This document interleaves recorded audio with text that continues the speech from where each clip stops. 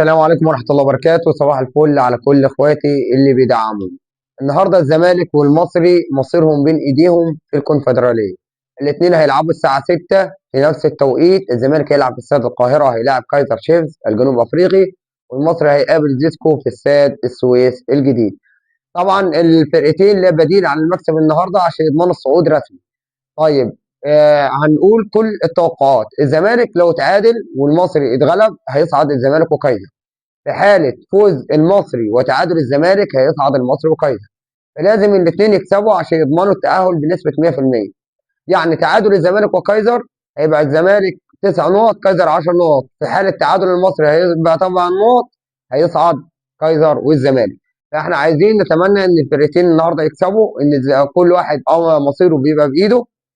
اي فوز. مش عايزين مثلا تعادل ندخل في حسابات تانية. عايزين الفرقتين يصعدوا.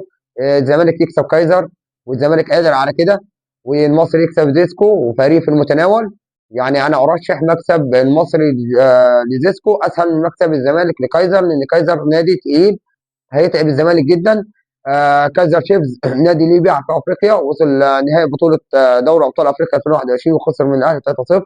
اللي قبلها مخرج الوداد المغربي كسبان 1-0 في الدار البيضاء، وتعادل 0-0 في جنوب افريقيا. النادي اللي هيستهان بيه حذاري للزمالك من كايزر. وان شاء الله باذن الله هنبارك بعد المباراه لجمهور الزمالك وجمهور المصري على الصعود والتاهل، وعقبال الاهلي وبيراميدز في دوري الابطال. السلام عليكم ورحمه الله وبركاته.